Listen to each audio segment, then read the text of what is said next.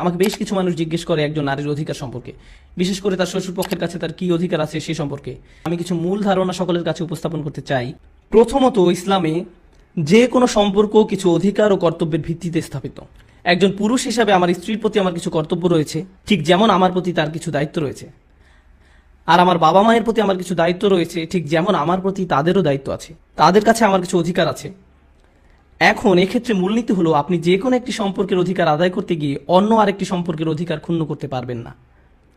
প্রশ্ন হলো, আপনি কিভাবে সব অধিকারের সমন্বয় ঘটাবেন? বিশেষ করে আমরা এখন কথা বলছি একজন স্বামী স্ত্রী ও তার শ্বশুর পক্ষের ব্যাপারে। একজন ছেলে সন্তান হিসাবে আমাকে আমার বাবা মায়ের প্রতি অনুগত হতে হবে, তাদের সম্মান দেখাতে হবে, দয়া দেখাতে হবে।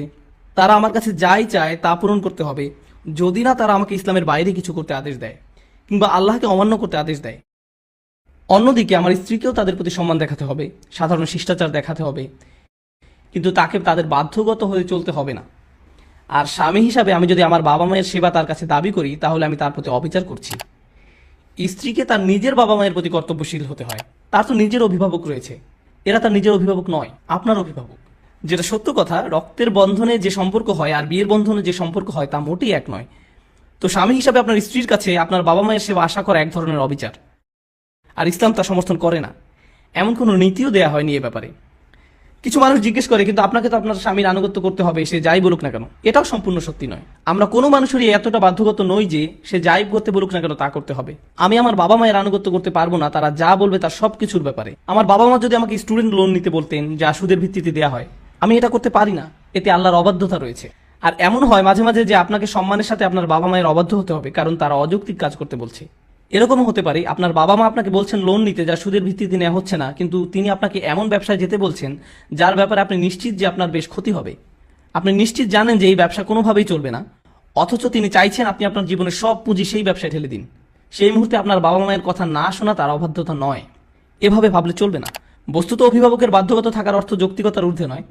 আমরা কোনো মানুষেরই এতটা বাধ্যগত নই যে সে যাই করতে বলুক না কেন তা করতে হবে। কিন্তু যদি তার অযৌক্তিক কিছু একটা করতে বলেন, কিন্তু আমি আমার বাচ্চাদের কষ্টের মুখে ফেলে দিয়েছি, আমার স্ত্রীকে কষ্ট দিচ্ছি, এবং যারা আমার উপর নির্ভর করে আছে তাদের সকলকে সমস্যায় ফেলেছি, আমি এমন কাজ করতে পারি না। তারা আমাকে যা খুশি করতে বলতে পারেন, কিন্তু তারা আমাকে দিয়ে অন্য কারো উপর অত্যাচার করতে পারেন না। এভাবে অধিকার আদায় হয় না। কিছু পরিবার আছে তারা সেই স্বামীকে জোর করেন কেবল একটা অ্যাকাউন্ট রাখতে, আর তার অভিভাবকরা হলেন সেই অ্যাকাউন্টের কোসাইডার। এভাবে অধিকার আদায় হয় না। এদিকে স্ত্রীকে সপ্তাহে হয়তো কেবল $20 করে পাচ্ছেন। এভাবেও জীবনযাপন করা চলবে না। আপনি এটা করতে পারেন না।